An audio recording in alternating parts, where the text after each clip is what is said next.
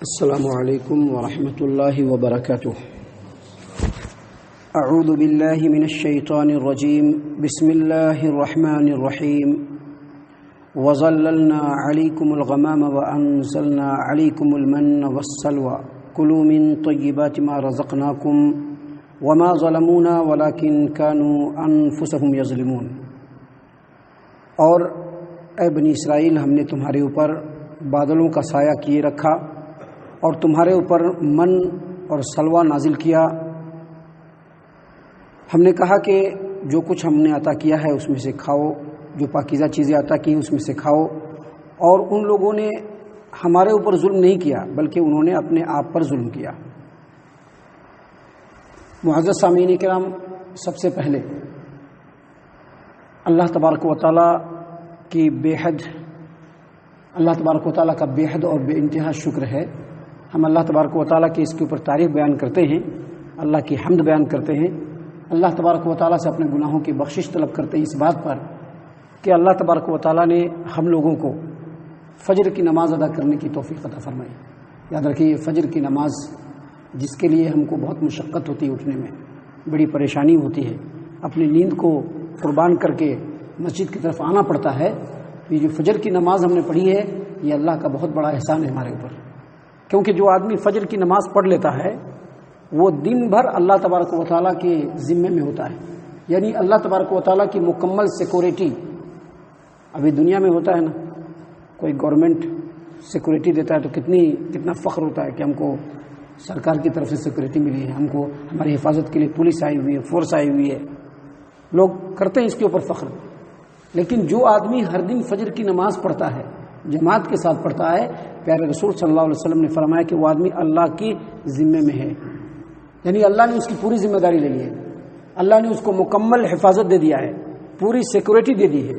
تو سب سے پہلے ہم شکریہ ادا کرتے ہیں اور ساتھ ہی ساتھ آپ لوگوں کو یہ نصیحت کرتے ہیں کہ آپ لوگ فجر کی نماز کو بالکل لازم پکڑیے۔ فجر کی نماز مومن اور مسلمان ہونے کی پہچان ہے۔ فجر کی نماز جو آدمی پڑھتا ہے یقینی طور پر وہ پکا سچا مومن ہے، لیکن جو آدمی فجر کی نماز نہیں پڑھتا ہے، خود ہمارے پیارے رسول صلی اللہ علیہ وسلم نے اس کے لیے فتویٰ دیا ہے کہ وہ آدمی منافق ہے، وہ پھر مسلمان نہیں ہو، وہ منافق ہے وہ۔ تو اس بات کے اوپر ہم اللہ تبارک و تعالیٰ کا شکریہ ادا کرتے ہیں، اللہ کی تعریف بیان کرتے ہیں کہ اللہ تبارک و تعالیٰ نے ہم لوگوں کو فجر کی نماز پڑھنے کی توفیق دی۔ محترم سامعین کرام، ابھی ہم نے آپ کے سامنے ترتیب کے ساتھ سورۃ البقرہ سورہ نمبر 2 آیت نمبر 57 50 پر 7 نمبر کی آیت کریمہ، 57 نمبر کی آیت کریمہ ہم نے آپ کے سامنے تلاوت کی اور اس آیت کریمہ کا ترجمہ بھی پیش کیا۔ اس آیت کریمہ میں اللہ تبارک و تعالیٰ نے بنی اسرائیل کے اوپر سب سے پہلے اللہ تبارک و تعالیٰ نے یہ بتلایا کہ تمہارے اوپر سے عذاب کو اللہ نے دور کیا۔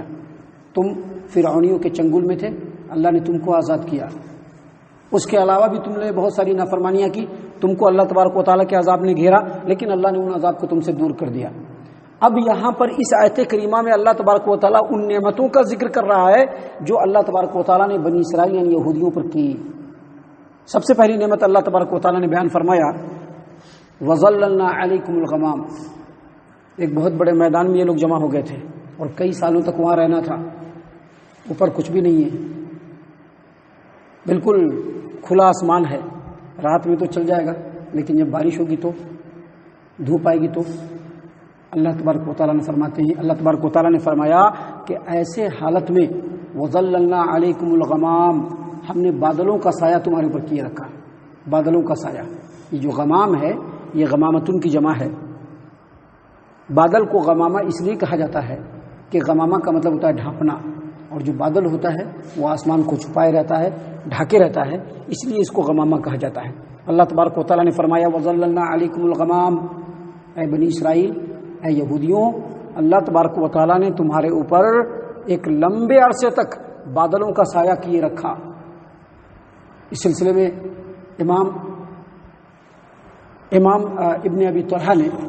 عبداللہ ابن عباس رضی اللہ عنہما سے روایت کیا کہ اللہ تبارک و تعالیٰ نے وادی تیہ میں ان کے اوپر بادلوں کا سایہ کر دیا تھا۔ کیوں بادلوں کا سایہ کیا تھا؟ تاکہ وہ لوگ دھوپ سے بچ سکیں، گرمی سے بچ سکیں، اس لیے اللہ تبارک و تعالیٰ نے سایہ کر دیا۔ اور مفسرین کہتے ہیں کہ وہ سفید قسم کا جو ہے بادل تھا اور بالکل پاکیزہ اور بالکل ٹھنڈا بادل تھا۔ محترم سامعین کرام، آگے اللہ تبارک و تعالیٰ نے بیان فرمایا وَأَنزَلْنَا عَلَيْكُمُ الْمَنَّ وَالسَّلْوَىٰ وَأَنزَلْنَا عَلَيْكُمُ الْمَنَّ، اور اے یہودیوں جب تم وادی تیہ کے اندر تھے، میدان کے اندر تھے، کھانے کے لیے کچھ نہیں تھا، تو اللہ تبارک و تعالیٰ نے تمہارے اوپر من نازل کیا۔ من کے بارے میں عبداللہ ابن عباس رضی اللہ عنہما کی روایت ہے، اور اس روایت کو امام ابن ابی حاتم نے تفسیر ابن ابی حاتم کے اندر روایت کیا ہے کہ وہ کہتے ہیں کہ من آسمان سے نازل ہوتا تھا اور درختوں کے اوپر جا کر کے گرتا تھا، اور یہ لوگ آتے تھے بنی اسرائیل اور اس میں سے جتنی ضرورت ہوتی تھی من نکال لیتے تھے اور کھاتے تھے اپنا دن بھر۔ جبکہ اس سلسلے میں امام قتادہ رحمہ اللہ فرماتے ہیں، اور یہ بھی تفسیر ابن ابی حاتم کے اندر ہے، کہ من ان کے گھروں کے اندر جس طرح سے اولے پڑتے ہیں نا، برف باری ہوتی ہے، بالکل اسی طرح سے من بھی اترتا تھا۔ یہ دودھ سے زیادہ سفید اور شہد سے زیادہ میٹھا ہوتا تھا۔ یہ طلوع فجر سے لے کر کے طلوع آفتاب تک نازل ہوتا تھا۔ طلوع فجر یعنی جس وقت فجر کی اذان ہوتی ہے ابھی ہمارے ہاں، طلوع فجر کے وقت سے لے کر کے آفتاب کے طلوع ہونے تک یہ لگاتار برستی رہتی تھی، نازل ہوتی رہتی تھی من، اور یہ لوگ آتے تھے اور اپنی ضرورت کے مطابق اٹھا لیتے تھے۔ امام قتادہ فرماتے ہیں کہ جتنی ضرورت ہوتی تھی اتنا اٹھاتے تھے تو ٹھیک رہتا تھا، لیکن اگر ضرورت سے زیادہ لے لیا تو پھر وہ خراب ہو جاتا تھا۔ البتہ جمعہ کے دن، یعنی جو چھٹا دن ہوتا تھا جمعہ کے دن ان کو اجازت تھی کہ 2 دن کا تم لوگ جمع کر لو، کیونکہ ہفتے کے دن ان کی عید ہوا کرتی تھی۔ ہفتے کے دن عید ہوا کرتی تھی، اس دن عبادت کرنا تھا، سبھی کاموں سے چھٹی تھی، لہٰذا ان کو یہ حکم تھا کہ اگر آپ کو جمعہ کے دن لینا ہے تو اس قدر لے لیجئے کہ جمعہ کو بھی ہو جائے اور ہفتے کو بھی ہو جائے۔ سامعین کرام، من کے بارے میں یہ مشہور ہے، اور مفسرین نے اپنی اپنی کتابوں کے اندر بھی لکھا ہے کہ یہ جو من ہے ایسی چیز تھی کہ اگر اس کو کھایا جائے سنگل تو یہ کھانا ہوتا تھا اور میٹھا بھی ہوتا تھا، اگر اس کو پانی کے اندر مکس کر دیا جائے بہترین قسم کا شربت ہوا کرتا تھا، اور اگر اس کو کسی دوسرے کھانے میں ملا دیا جائے تو ایک الگ قسم کا کھانا بن جایا کرتا تھا۔ لیکن آیت کریمہ میں جو اللہ تبارک و تعالیٰ نے فرمایا من وَأَنزَلْنَا عَلَيْكُمُ الْمَنَّ، ہم نے اے بنی اسرائیل تمہارے اوپر من نازل کیا، مفسرین کہتے ہیں کہ من سے مراد صرف اتنا ہی نہیں ہے، بلکہ صحیح البخاری کے اندر ایک روایت ہے، صحیح البخاری کتاب الطب باب المن شفاء للعین، نبی اکرم صلی اللہ علیہ وسلم نے فرمایا کہ کمبھی الکمأۃ من المن، کمبھی یہ من میں سے ہے اور اس کا پانی آنکھوں کے لیے شفا ہے، لہٰذا جو کمبھی ہمارے یہاں ہے یہ بھی من کی ہی ایک قسم ہے،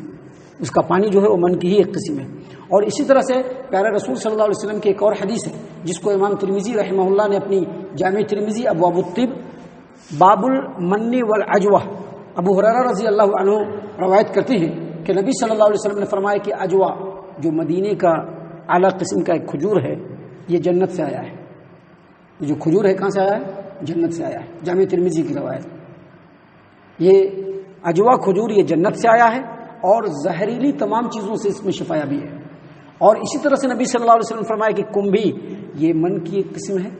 اور یہ کمبھی کا جو پانی ہوتا ہے وہ آنکھوں کے لیے شفا ہے۔ تو یہ من کے بارے میں تفسیر ہے۔ اللہ تبارک و تعالیٰ نے فرمایا کہ وَأَنزَلْنَا عَلَيْكُمُ الْمَنَّ، اے بنی اسرائیل، اے یہودیوں، اللہ تبارک و تعالیٰ نے تمہارے اوپر مہربانی اور انعام کرتے ہوئے تمہارے اوپر من نازل کیا جو تمہارا کھانا تھا، خوراک تھی۔ وَالسَّلْوَىٰ، اور سلوا اللہ تبارک و تعالیٰ نے نازل کیا، من بھی نازل کیا اور سلوا بھی۔ سلوا کے بارے میں عبداللہ ابن عباس رضی اللہ عنہما کی روایت ہے کہ سلوا بٹیر کے حساب کا ایک پرندہ ہوتا تھا۔ بٹیر، ابھی جو بٹیر ہے نا جو ہمارے یہاں پایا جاتا ہے، بٹیر کی طرح کا پرندہ ہوتا تھا جو اللہ تبارک و تعالیٰ نے ان لوگوں کے کھانے کے لیے نازل کیا تھا۔ جبکہ سلوا کے بارے میں امام قتادہ رحمہ اللہ کا بیان ہے کہ سلوا یہ چنڈول چڑیا کی طرح سے ایک پرندہ تھا۔ ساؤتھ سے ہوا چلتی تھی، جب ہوا چلتی تھی تو یہ پرندہ بالکل ایک طرف آ کر کے جمع ہو جاتا تھا اور یہ لوگ اپنے ضرورت کے مطابق ان سے پرندہ لے لیتے تھے اور ذبح کر کے اپنا کھاتے تھے۔ لیکن ایک دن میں جتنی ضرورت ہوتی تھی اتنے ہی اگر لیے تو ٹھیک ہے، لیکن اگر زیادہ لیتے تھے تو وہ خراب ہو جاتا تھا۔ اور اسی طرح سے امام قتادہ فرماتے ہیں کہ جمعہ کے دن ان کو اس بات کی اجازت تھی کہ جب جمعہ کو وہ جب سلوا پرندہ لے تو اتنا لے لیں کہ جمعہ اور ہفتہ دونوں ہو جائے، کیونکہ ہفتے کے دن ان کی عید ہوتی تھی اور عید کے دن ان کو صرف عبادت کرنا تھا، تمام کاموں سے چھٹی تھی۔ محترم سامعین کرام، یہ من و سلوہ کی تفسیر ہے جو مفسرین نے اپنے اپنی تفسیروں کے اندر بیان کیا ہے۔ اللہ تبارک و تعالیٰ نے فرمایا کہ یہودیوں کے اوپر ہم نے انعام کیا، ہم نے ان کو کہا، اللہ فرماتے ہیں کہ اے یہودیوں، مدینے کے یہودیوں سنو، تمہارے جو آباء و اجداد گزرے ہیں ان کو دھوپ سے بچنے کے لیے ہم نے ایک عرصے تک بادل کا سایہ کیے رکھا، اور تم لوگوں کے اوپر ہم نے من نازل کیا اور سلوہ نازل کیا، کلوا من طیبات ما رزقناکم، اور ہم نے کہا کہ جو پاکیزہ چیزیں دی گئی ہیں اس کو کھاؤ پیو، جو پاکیزہ چیزیں دی گئی ہیں اس کو کھاؤ پیو۔ وما ظلمونا، لیکن ان لوگوں نے ہمارے اوپر ظلم نہیں کیا بلکہ اپنے آپ پر ظلم کیا۔ کیا مطلب اس کا یہ ہے کہ اللہ تبارک و تعالیٰ نے جب نعمتوں سے نوازا تو اس کا مطلب یہ ہے کہ اس کا شکریہ ادا کیا جائے۔ نعمتوں سے نوازا ہے تو شکریہ ادا کیا جائے، جیسا کہ اللہ تبارک و تعالیٰ نے قوم سبا کو، جن کو اللہ تبارک و تعالیٰ نے بے شمار نعمتوں سے نوازا تھا، قوم سبا کو کہا کلوا من رزق ربکم واشکروا لہ، اللہ تبارک و تعالیٰ کا جو رزق تم کو مل رہا ہے اس کو کھاؤ اور اس کا شکریہ ادا کرو۔ لیکن ان لوگوں نے شکریہ ادا نہیں کیا بلکہ اللہ کے حکم کی مخالفت کی، حالانکہ ان لوگوں نے اللہ تبارک و تعالیٰ کے طرف سے جو نشانیاں نازل ہوئی تو ان نشانیوں کو دیکھا تھا، ان لوگوں نے اللہ تبارک و تعالیٰ نے جو کچھ اب ان کے نبی کو معجزہ دیا تھا ان کو دیکھا تھا، انہوں نے اللہ تبارک و تعالیٰ کی مہربانیوں کو دیکھا تھا، اس کے باوجود انہوں نے ناشکری کی، اللہ کے حکم کے مخالفت کی، کفر کیا اور اللہ تبارک و تعالیٰ کے حکم سے پھر گئے۔ تو اللہ تبارک و تعالیٰ نے یہاں پر یہ دھیان دلایا ہے کہ اللہ نے تم لوگوں کو نعمت دیا تھا، اس کے باوجود ان لوگوں نے ناشکری کی، لیکن آج اگر تم لوگوں کو نعمت مل رہی ہے تو ناشکری نہ کرو۔ سامعین کرام، اگر ہم بنی اسرائیل کو دیکھتے ہیں اور اپنے آپ کو دیکھتے ہیں، جو ہماری قوم ہے، ہماری امت ہے، محمد عربی صلی اللہ علیہ وسلم کی امت، اگر اس کو آج کے ڈیٹ میں دیکھا جائے تو ان کو جو نعمت ملی تھی اس سے زیادہ نعمت ہمیں مل رہی ہے، ان سے زیادہ نعمت ہمیں مل رہی ہے۔ آج دیکھیے ہمارے پاس کیا نہیں ہے، کوئی ایسا وقت نہیں کہ ہم لوگ کھانے کے لیے محتاج ہوں۔ آج ہمارے گھر کھانے سے بھرے ہوئے ہیں، فریج میں ہر وقت اتنی چیزیں موجود رہتی ہے کہ جب چاہے نکال کر کے کھا لیں، لیکن اس کے مقابلے میں ہم کتنا شکریہ ادا کرتے ہیں۔ آج اگر دیکھا جائے فجر کی یہ تعداد، تو فجر کی اس تعداد کو دیکھنے کے بعد ایسا لگتا ہے کہ خود صرف ہمارے اس علاقے میں، جس علاقے میں ہم ہیں، جہاں پر یہ ہماری مسجد ہے، ہمارے اس علاقے میں جتنے مسلمان ہیں اس میں سے شاید 5% بھی نہیں آئے، شاید 2% آئے ہوں گے، باقی 99.5% لوگ کہاں چلے گئے؟ 95% کدھر ہیں؟ سب اپنے بستروں کے اندر سوئے ہوئے ہیں۔ سب لوگ مسلمان ہیں، اپنے آپ کو مسلمان کہتے ہیں، اللہ تبارک و تعالیٰ کی نعمتوں کو استعمال کر رہے ہیں، لیکن اس کے باوجود اللہ تبارک و تعالیٰ کی ناشکری کرنے میں بنی اسرائیل سے کسی بھی طرح سے پیچھے نہیں ہے۔ لہٰذا ان آیتوں کے ذریعے سے ہمیں سمجھنا چاہیے کہ اللہ تبارک و تعالیٰ نے ہمیں بھی نعمتوں سے نوازا ہے، لہٰذا ہم اللہ تبارک و تعالیٰ کا شکریہ ادا کریں، اور شکریہ سب سے پہلے اس طرح سے ادا کرنا چاہیے کہ جو 5 وقتہ نماز ہے اس کو پوری پابندی سے پڑھنا ہے۔ جو 5 وقتہ نماز ہے، 5 وقت جو فرض ہے، اس کو پوری پابندی کے ساتھ پڑھنا ہے۔ اس کے علاوہ اللہ تبارک و تعالیٰ کے جو بھی احکام ہم کو معلوم ہو، جس وقت معلوم ہو اسی وقت سے ان حکموں کی پیروی کرنا شروع کر دینا ہے۔